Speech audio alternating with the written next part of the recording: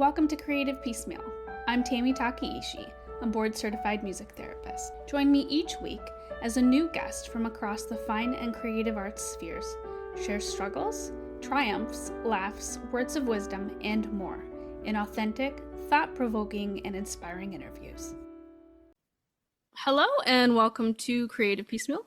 Today I am with Lynn Harris. She is the founder of Gold Comedy, the comedy school, professional network, and content studio where women and non-binary folks grow their comedy careers and creative side hustles, join a powerful community, and make funny stuff.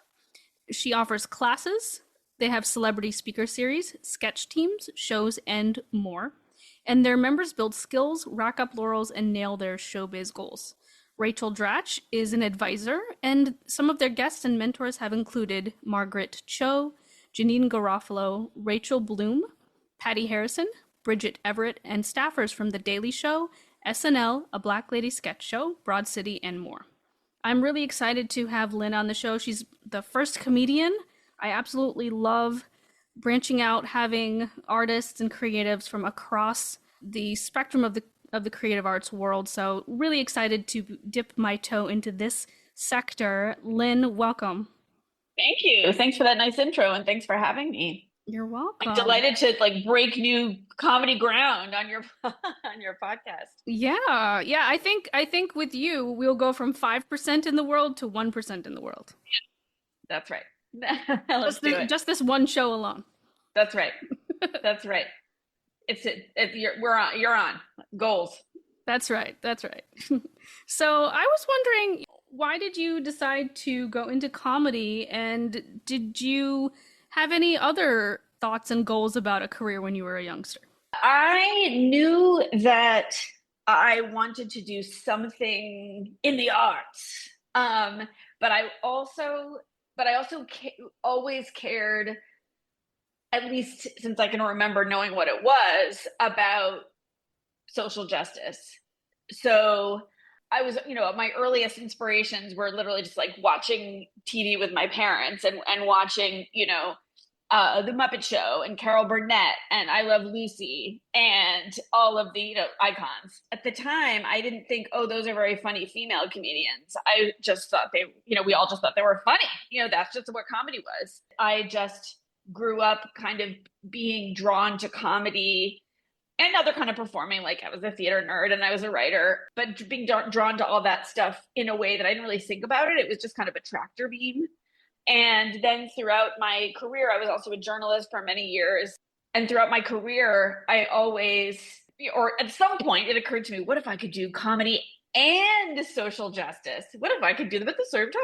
And so I was fortunate enough to be able to do that, to figure out ways that to leverage comedy, or at least humor, to help communicate difficult topics, to help forge conversations that are difficult to have otherwise, whether through writing about serious topics with sort of a not jokey style, but I don't know, sarcastic or wry style, in a way that in order to shine different lights on challenging issues. I also did stand-up for many years, and I eventually thought, what if I could do both? What if I could help women and others, as we like to say, succeed in what is still, though it's changed a ton, a very dude-dominated industry? And what if I could help so many people that not only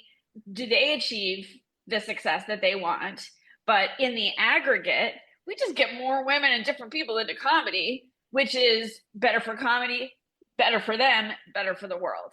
Mm-hmm. So that's a short synopsis. Nice. And of course, classics like Lucy and Carol, oh my gosh, just groundbreaking. Yeah. I mean, we didn't think about it that way at the time, is the funny thing, Right, yeah.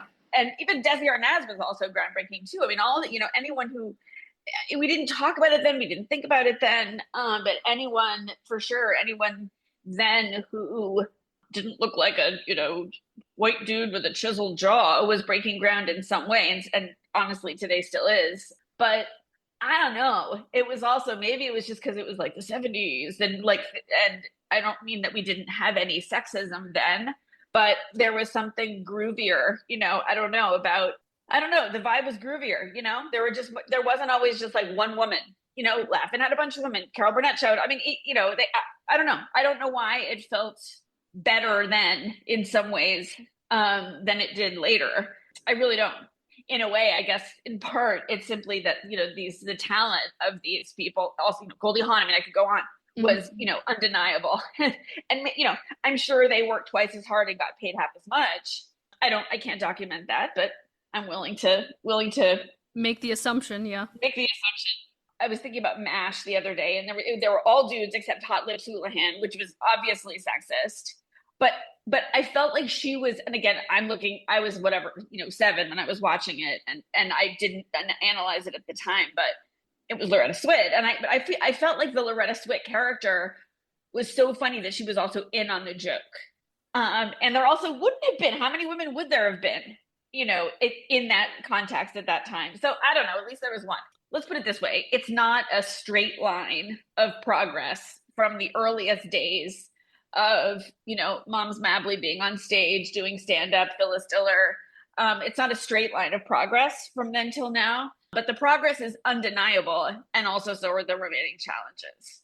Yeah, yeah. I mean, I absolutely love stand-up, and there's so many of various genders of comedians that I really enjoy, and but one female in particular, Eliza Schlesinger, I love her. I love her message, and I've seen her live before, and I just love that empowerment that she gives, Mm-hmm. Yeah. Yeah. And like, even honestly, even almost by like just showing up, which is still, I think what's interesting is that there's a lot of power in the content of comedy, in the way I was saying before, like how you can use comedy and humor to kind of soften or reframe or reshape tough issues. Mm-hmm. But also there's a lot of power in just who's on stage, who has the mic, who's leading the writer's room, who has a voice, who has the authority. We do think of comedians as powerful. I mean, they're the ones, whether literally or metaphorically, on the stage with the mic. And so if you have someone who looks like someone outside the comedy norm, which is usually a straight white guy named Norm, then they don't have to like talk about political stuff or like womany stuff or whatever it might be. They don't have to talk about being queer. They don't have to talk about whatever it is in order to make a difference.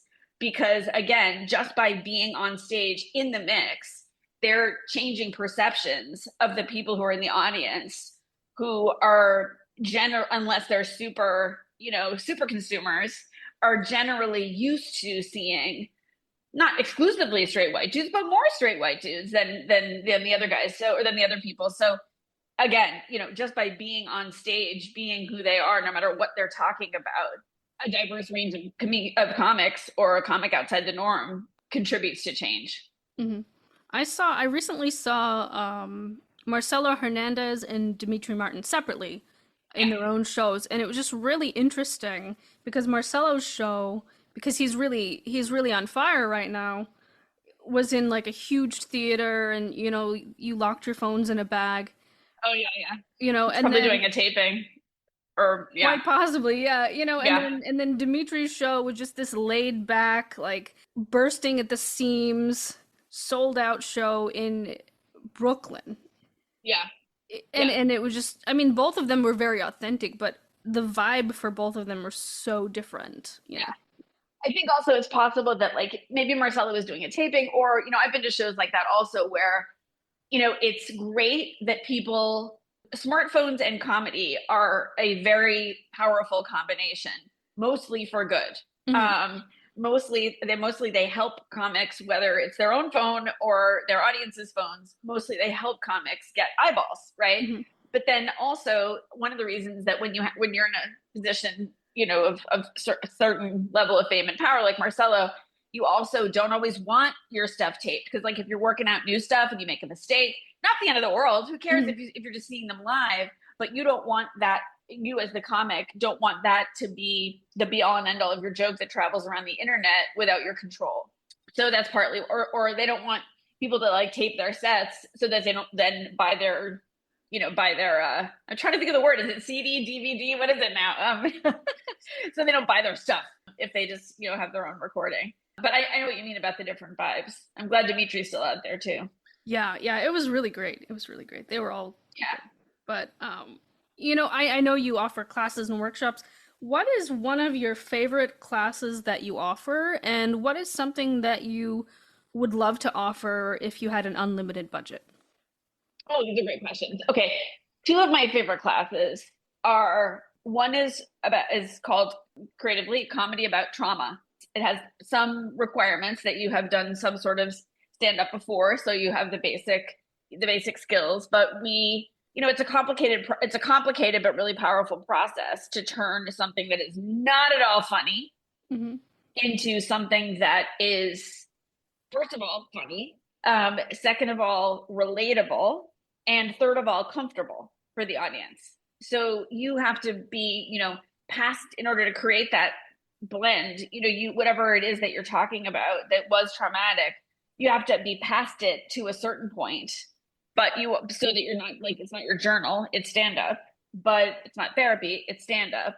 You are there to entertain and delight, but at the same time, you need to retain that level of authentic connection to whatever it was, so that if the audience is like, she seems a little bit too okay with this, or whatever. The audience needs to be comfortable with whatever balance that you're portraying of like, this was bad, I'm good with it, you're allowed to laugh. And it's tricky. And so that's like the stuff that we've produced in that class, that our members have produced in that class, has been amazing. And then also 3 of our members, just as a recent anecdote, actually taken the class several times, which is something you can do at Gold, because you pay by annual membership, not by class. And people generally stay 2 or more years. And so they'd taken the class a few times and experimented with different approaches. And then 3 of them who are from Boston decided to do a trio of solo shows on the topics that they've been exploring in that class. And so the class was online, but they built their work into 3, like a trio of live shows that they've now done in Boston and New York. So I'm really proud of that. And the other class that I love, very briefly, it's called, we play with the title, but it's basically build and pitch any idea. Typically people come in with ideas for TV shows, but very often people have ideas for feature films or podcasts or a web series. Sometimes they have a pilot written, sometimes they don't. They just have this idea of whatever it is. And I've got to tell this story. And we have our instructor, Ryan Cunningham, is no big deal, producer on Broad City, Search Party, Inside Amy Schumer. And she helps you take that idea and build it over a very rigorous 12 weeks into a finished, polished, practice, industry standard pitch that you're ready to take on the road. It's really magical what happens in that class. And we have, out of that class, we have shows that are in production. We have people attached to who got representation, who have celebrities attached to their shows. It's pretty cool. So we're really it's turned into a very cool creative factory. Nice. And yeah, we offer that about once a quarter. And what would we do if we had no budget limitations? I think I would like to really build out the content studio piece of things.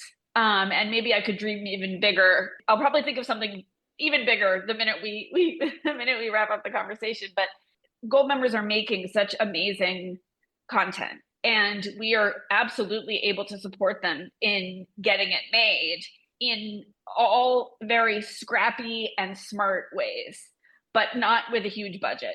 I would like to be able to really build out the content studio end of things, and be able to also, for select amazing stuff that people make, also provide them with the budget to produce it, or also be able to bring in people, do calls for pitches, and be able to bring in people who either have or want to develop a pitch, and then be able to select them to actually make their shows. Right now we're able to do that we're able to help people do that through partners, but to be able to just produce our own content even more than we already do is a big dream. And then also to know that people would come to us as a destination for this quality content would be amazing, because then we'd be really delivering on our goal and really delivering on mission of not just supporting our members' careers, but flooding the market with comedy and comedy content made by women and others, and making the whole comedy world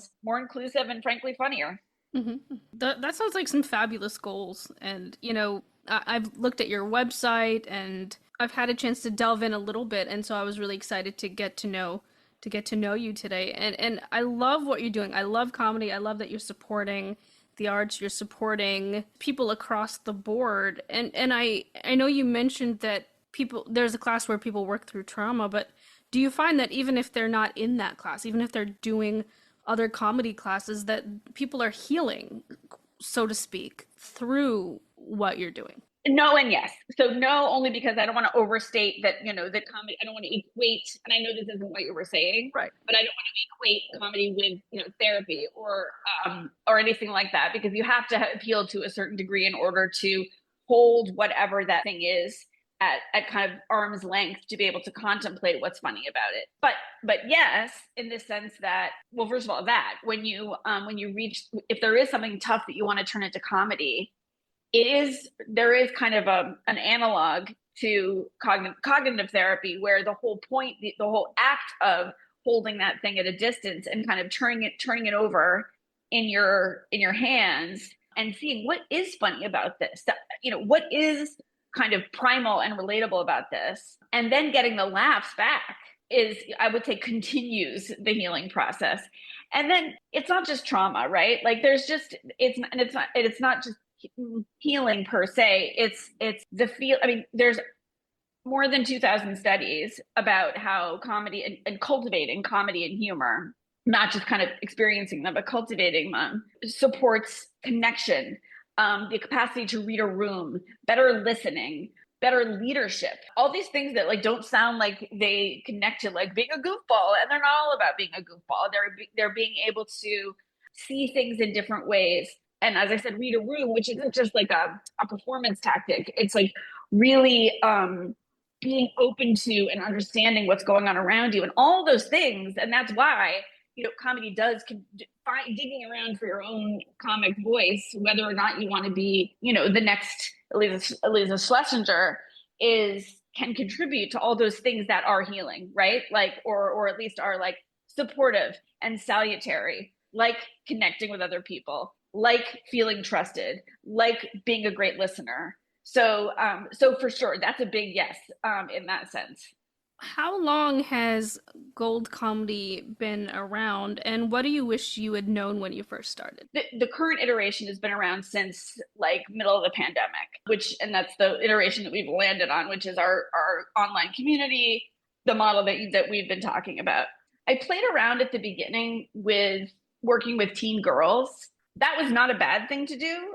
We love teen girls. If you just bottled up the power of teen girls and you could use it to like, we could replace all fossil fuels and, take over the world, and they're hilarious. But from a purely like pure business standpoint, I mean, what I found was that like, I could attract teen girls and they were great and they were funny, but it was either their moms or other other young people who were very serious about comedy, but not teens, like in college or just out of college and looking for their comedy crew. Those were the people who are actually like, how much can I pay you to let me join? And who were like driven and hungry. And the moms in particular are an interesting crowd, because it wasn't just that they were, and this has really come to be true. It wasn't just that they were like curious and they need a hobby, which is fine. That's great. And we are happy to welcome them. But they were really the people who were like, I have an idea for a show that I haven't known what to do with for 20 years. Or I was specifically told not to be funny and that it wasn't seemly for the ladies. And I am determined for it to be my second or third career. So it was like real hunger and drive. And so I don't really wish I'd known that before, but when you're kind of trying to figure out your own business, you want things to go quickly.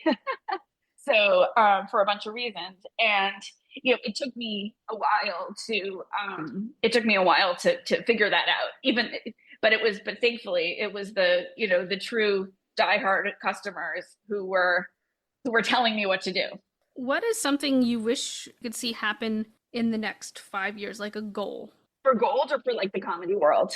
Either or both. Well, certainly I would go back to, what I was saying about the content studio end of things, and then really being able to say that we measurably contributed to the quantity of quality comedy content driven by, led by, created by women and others.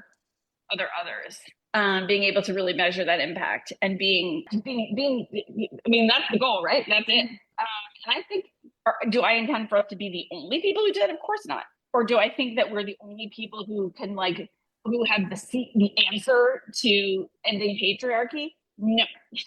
But comedy is my angle on it, and comedy matters. It's not, often people say to me, and they're not wrong, whew, thanks for doing this. We sure do need comedy now, and they're not wrong. But it's not just a distraction from reality. It's not just good medicine or the best medicine, or the polio vaccine is probably the best medicine. The comedy's up there, or laughter is up there. But it's not just a distraction. It really is. It's a cultural force. It drives and can shift perceptions and power. And so it matters who makes it. I hope that so therefore it's not just about, of course I want to change the comedy world, but that's my little tribute, that's my little path, that's my little angle on changing the world. So to the degree that, in 5 years we can say, okay, we did that, and that, or we created that percentage of female-driven content or women-driven content, that would be huge. If you feel comfortable talking about it, what are some barriers that you felt, internal or external, to where you are today, to reaching where you are today? I think always, and I said this at the beginning, always having been and thought of myself as a creative and a creator, it is hard to pivot to, in some ways, not all, to seeing yourself as a business person. And I say in some ways because I was a freelance journalist for 100 years, and you can't do that without seeing yourself as a business. So, I wasn't just like, but I just make art and I hope it. I wasn't some unfair stereotype of artists. I'm not saying that's what artists do. People think artists are like that, but we're not.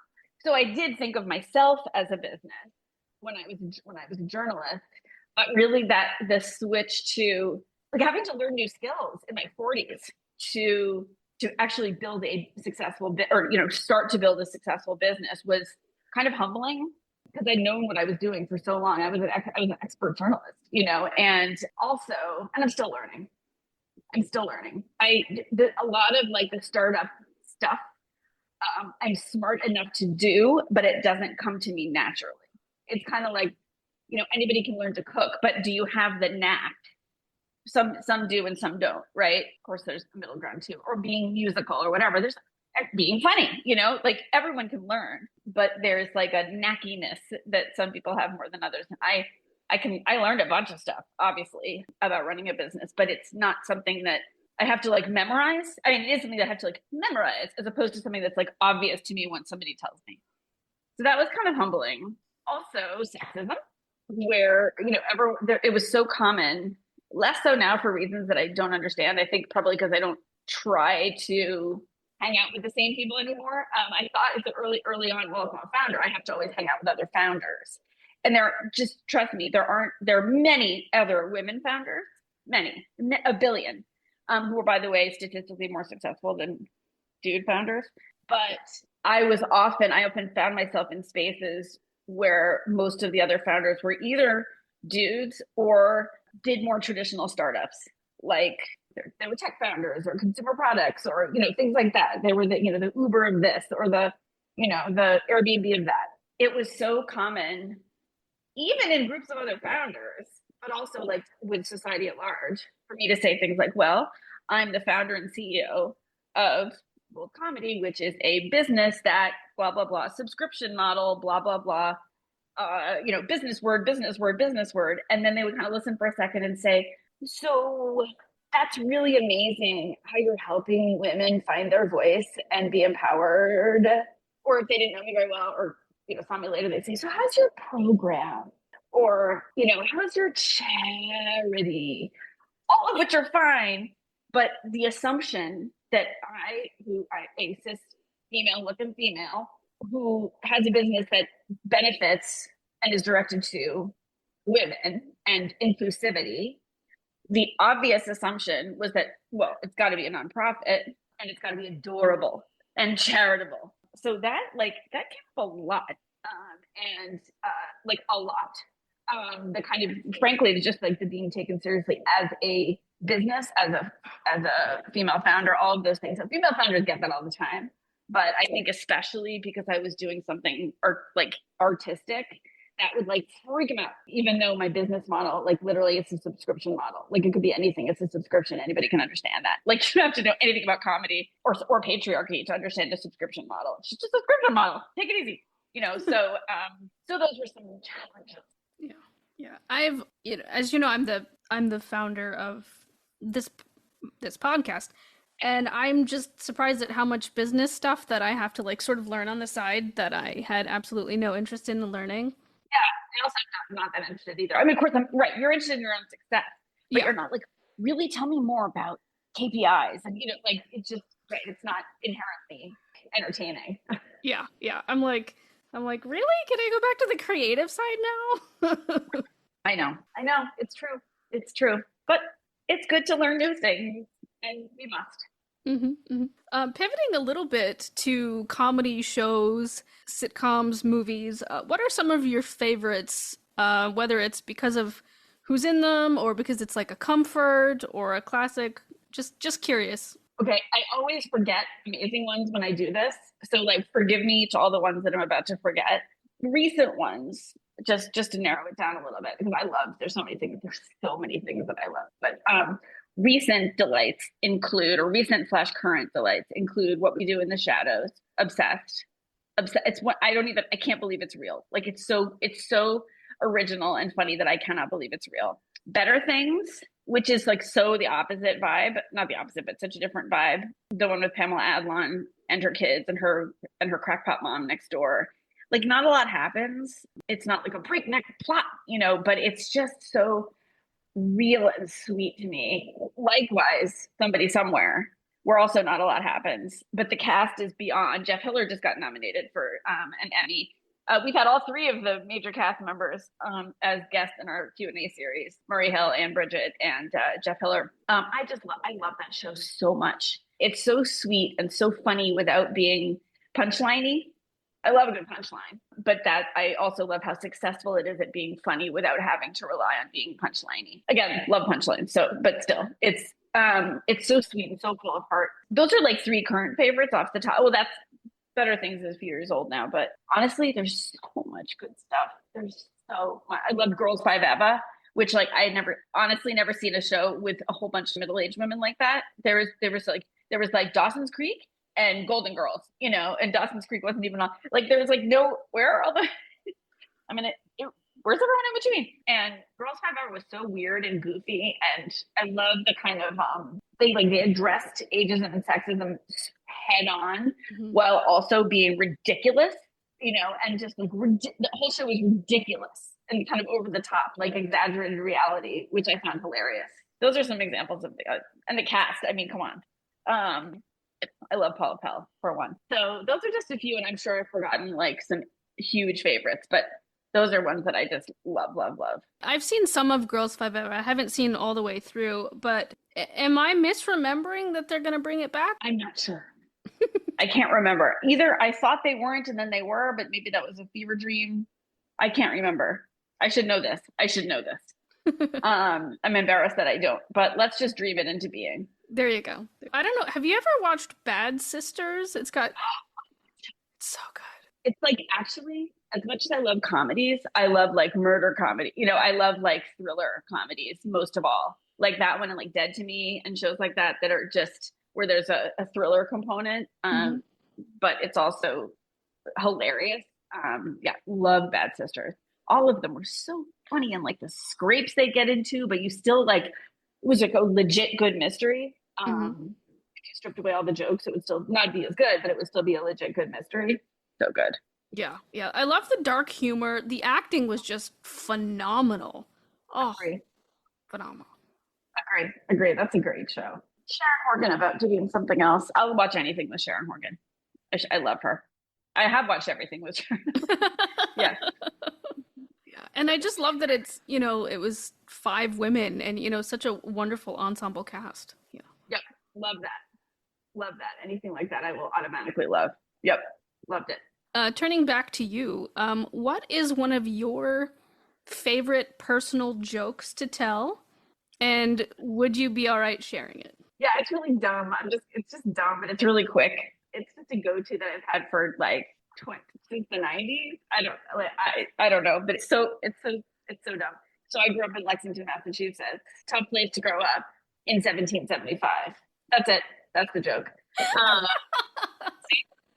Yeah, that's the joke. I don't really do stand up anymore, but that's how it's so nerdy, but it always works. And then it's sort of a lead into a whole bunch of stuff about growing up nerdy. But that was the quickest one I could think of that with no setup. So, well, this much setup. Right. That's great. That's great. I'm a huge fan of puns. Do you like puns? I wouldn't really do them in my act, but like I love to sort of goof around with them for sure. Love them. Yeah, what's not to love? Right?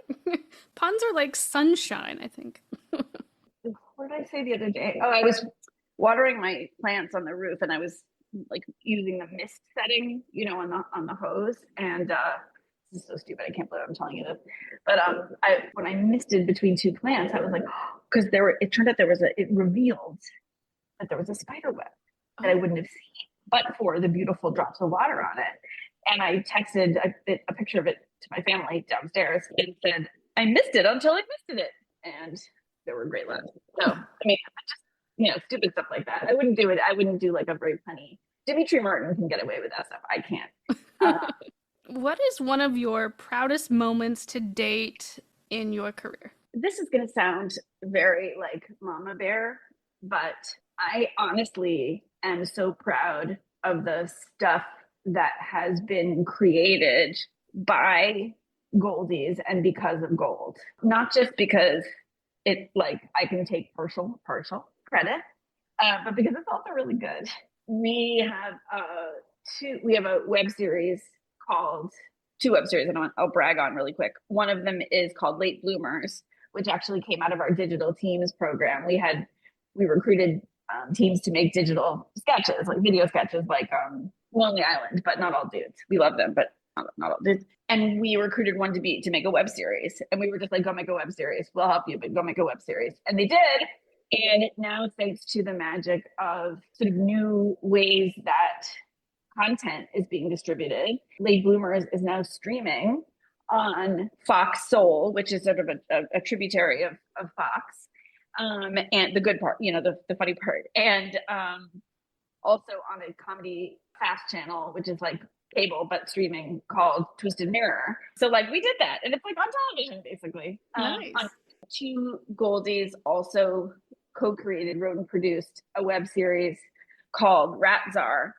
That's a fictionalized CZAR. That's a fictionalized story of the person in New York who there actually is a rat czar who's after sort of rat mitigation and true story. So they invented a whole sort of fanciful world that is in New York, but wildly exaggerated. And produced the entire web series. It's won a whole bunch of awards. It's best script, best web series, best this, best that, a whole lot of different festivals, and they're working on getting funding for more. I'm just so proud of that. I mean, and the 2 Goldies wrote it, and they stacked and crewed up with almost all members of Gold, and we helped produce it, and a little bit, with a little bit of budget and a lot of other time and treasure, and now it's like a real web series out in the world and getting a lot of eyeballs and attention and praise. So things like that are just like concrete. Like that's why I'm always like, thank you. And people are like, oh, you must really help people build confidence in their voice. And I'm like, of course, yes, of course we do. And there's nothing wrong with that. That's great. But I'm also like, yeah, but look what they're making. It's not just the sort of feel good stuff. It's the make good stuff. That's wonderful. What is a book that has left a long lasting impact in your life? Oh my gosh, there's so many. Let me think. and now I listen to audiobooks, which are even like which I'm obsessed with because I love like a good audiobook reader, like takes everything to the next level, whether it's like a cast, so it's like an old time radio series, or whether it's one person who's really skilled. This is one recent example among many, many, many recent-ish. Speaking of audiobooks, is Trevor Noah's autobiography is really a masterpiece. It's part of the story itself is about how he navigated among all the different languages that were part of the community and communities he was part of, and all the different accents, all the different ways of speaking, all the different, and how they contributed to the cultural differences that he navigated, the class differences that he navigated, the different, all the things that he navigated were kind of represented by languages and accents. And he does all of them in the book. So it's not that he's like a funny guy who we like and who has a great story, which he does, but listening to the audiobook is really, it's a tour de force. And I thought about it a lot,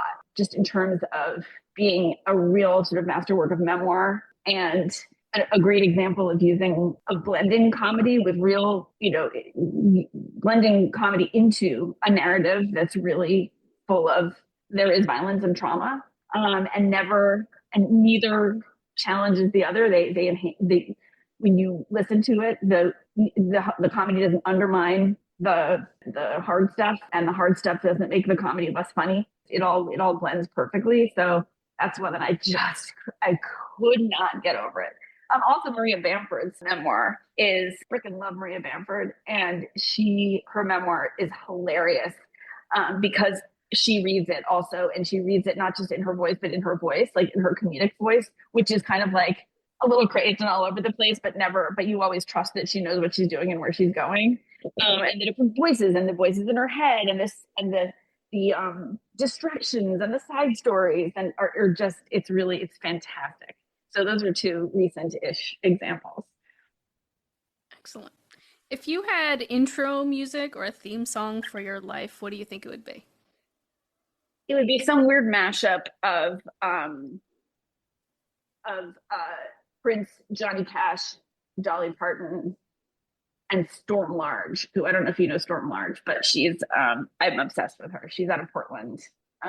Go listen as soon as we pause. You'll see what I mean. But it might even be an actual Storm Large song. It might even be, can I swear on your show? Sure. Well, no. Okay. She has a song. This is an example. It might be this. I would have a rotation, because there's so much music that I love. But she has a song called Ladylike. But part of the chorus is, "What the fuck is ladylike?" And it's kind of it's a banger. So that would be one right there. I would start with that and rotate in some others. Nice. I'm really excited to go listen now. Oh yeah, trust me. Yeah, you're welcome.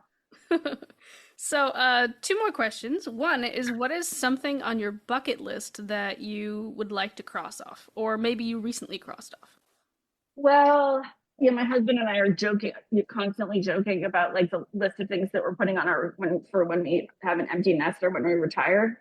The empty nest will come sooner. We have one college kid and one going into senior year. So one of them is I want to learn to play the banjo. I love banjo. I love country music. That's a thing. Total bucket list. There are a whole lot of travel destinations. Because somehow banjo keeps coming up at the top of the list, but I know we have more. There's like more languages I would love to learn. And there's all sorts of, this is like not a lofty goal, but I've lived in New York since 94, and there are still so many places that I have corners that I haven't explored or need to go back to. So just kind of, that's one of our things we talk about with, emptiness / retirement is, just like today we're gonna, go to Greenpoint, but all the other places, or whatever. We're gonna find that pizza place that everyone talks about on the other side of Staten Island, or whatever it is. So that's there too. So those are included among my travel goals. Nice. And last question, and it's a hallmark question that I sometimes ask on the show, which is, in your own words, what does living a creative life mean to you? I think living a creative life means creating with the tools and interests and skills and kind of ingredients that you already have. Meaning, you don't have to be like, it's almost like being like one of those people who can kind of cook out of any ingredient, like on some of those cooking shows. Like knowing that you don't have to be, and I say this to people all the time about doing comedy, that you don't have to change who you are in order to do comedy. You don't have to be more confident. You don't have to be less shy. You just have to be, there's always skills to be honed, of course, certainly in comedy and in anything, any other kind of art, painting, woodworking, whatever it is. Of course, you're never done learning or practicing. But I think just being creative means being confident that you're starting out with enough and then building from there. Yeah. Lynn, thank you so much for being on the show. Anything else you would like our listeners to know before we go? Well, just what I said, that you don't have to be more confident or you're less shy or whatever it is. You need to be a different person in order to explore ways to create comedy or just bring more humor into your life, or just kind of notice more humor and comedy around you, notice more stuff to laugh at, notice more stuff that makes you laugh. You don't have to change who you are. It's just about noticing that you're noticing and minding your own life. You don't even have to have like weird and crazy things happen to you. I mean, sometimes people think like, I can't be a comic. My life is boring. I'm like, well, that's funny. Let's do a bit about how boring your life is. You know, it's all, you already have it. You already have it. Excellent. Lynn, thank you so much for being on the show. Listeners, please check the show notes to learn more about Gold Comedy. Lynn is the CEO and founder, and it is a comedy school, and they do online workshops. And again, check it out in the show notes. And as always, thanks for listening. Thanks for listening to Creative Piecemeal. We hope today's episode left you feeling inspired. This podcast is independently created and produced by the host, Tami Takaishi. More details about today's guest can be found in the show notes, along with links to the podcast's socials, merch store, and ways to support arts organizations AHA Broadway and New Normal Rep, both near and dear to Tammy's heart. Don't forget to visit creativepiecemeal.com, the official podcast website, where you can leave fan mail, write a review, explore Tammy's blog, and discover the growing collection of episodes. Special thanks to our audio engineer, Alex Rapetti. Additional narration by Dante Jace. Let's keep celebrating creativity in all its forms.